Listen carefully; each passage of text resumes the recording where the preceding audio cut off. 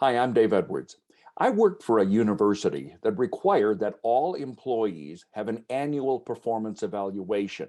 The required form asked questions like, what have you done to help your department this year? What service have you performed for the community or in service of the university? No wonder why everyone hated the process. The performance of the employee really wasn't being evaluated. Instead, it was an exercise designed to prove that employees were helpful to the universities. Performance evaluations shouldn't be a waste of time. They should help both the employee and the employer. Even worse, a poorly done review could lead to a discrimination complaint or poor morale.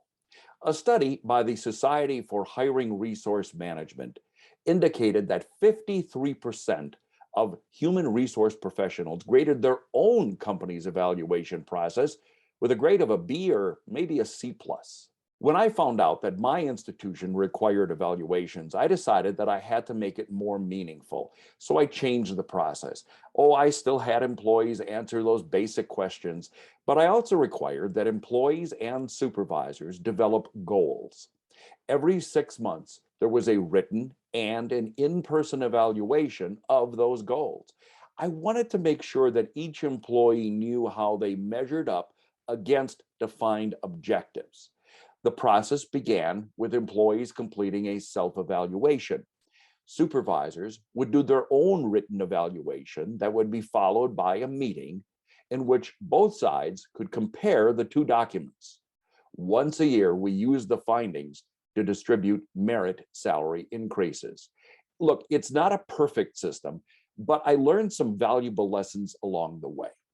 Honesty is important. For a while, I found that some of my managers were so afraid of confronting an employee about their shortcomings that they only praised their work in the evaluation.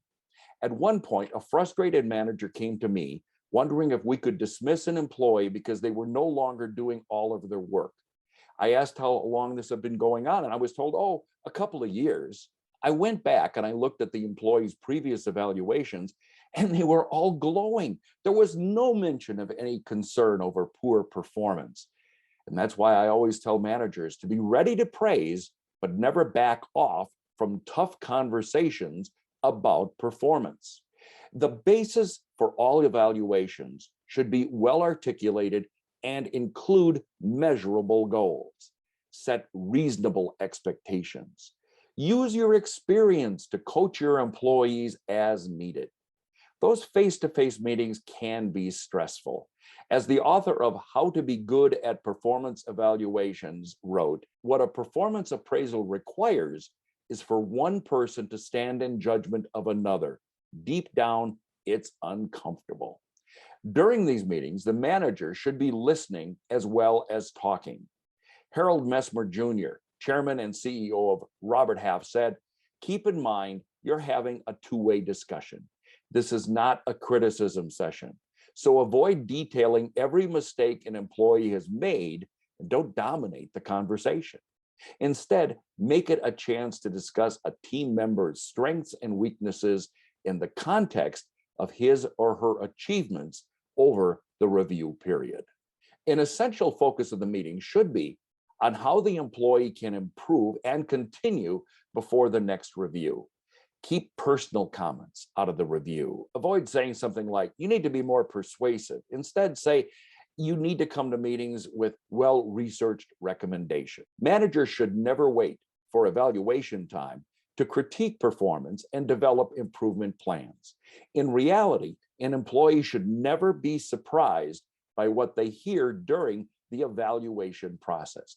That's one reason why I like to give employees a written copy of my evaluation before we meet.